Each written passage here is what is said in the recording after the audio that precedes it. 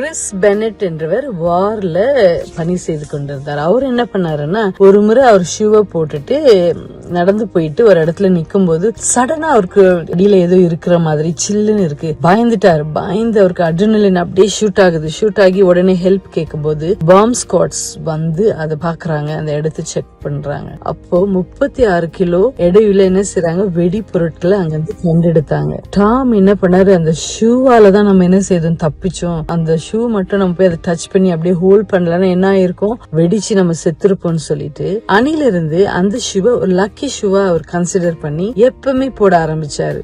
அது மட்டும் இல்லைங்க, அது கீழே வரை என்ன செய்தாரு, அவர் அதை போட்டுட்டே இருந்தாரு.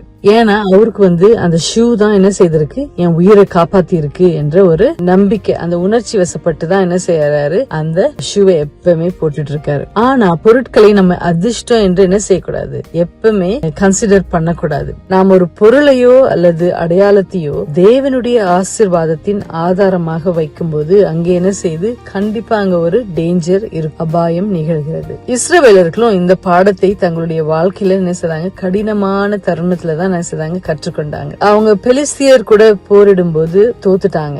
ஏன்டா நம்ம தோல்வி அடைஞ்சிட்டோம் என்ன செய்றாங்க, யோசிக்கிறாங்க. அப்ப யோசிக்கும் போது அங்க ஒருத்தர் சொல்றாரு, ஏன்னா நம்ம உடன்படிக்கை பெட்டி என்ன செய்யல, எடுக்கல, இந்த நெக்ஸ்ட் டைம் எடுத்து செல்லலாம், அப்போ கண்டிப்பா ஜெயிப்போம் அப்படின்னு சொல்லிட்டு 1 சாமுவேல் 4:3 சொல்லுது. வசனம் 6-9 பாத்தீங்கன்னா, எல்லாவற்றுக்கும் மேலாக உடன்படிக்கை பெட்டி பரிசுத்தமான ஒன்றாக தான் கருதப்படுகிறது. ஆனால் இஸ்ரவேலர்களின் புரிதல் என்ன செய்து தவறானது. உடன்படிக்கை பெட்டி கொண்டு அவர்களால் எதையும் திருப்பி கொண்டு வரலாம் என்ற அவங்களுடைய விசுவாசம் அந்த பெட்டி மீது தான் வச்சிருந்தாங்க. ஆனா தேவன் மீது அவர்கள் வைக்கல. அதனால அவங்க ரொம்ப படுமோசமான தோல்வி என்ன செய்தது, சந்திக்க வேண்டியிருந்தது. ஏசாயா 42 அதிகாரம் 16 வசனத்தில், குருடரை அவர்கள் அறியாத வழியிலே நடத்தி அவர்களுக்கு தெரியாத பாதைகளில் அவர்களை அழைத்து கொண்டு வந்து அவர்களுக்கு முன்பாக இருளை வெளிச்சமும் கோணலை செவையுமாக்குவேன். இந்த காரியங்களை நான் அவர்களுக்கு செய்து அவர்களை கைவிடாதிருப்பேன். வாக்குத்தத்தம் உள்ளது.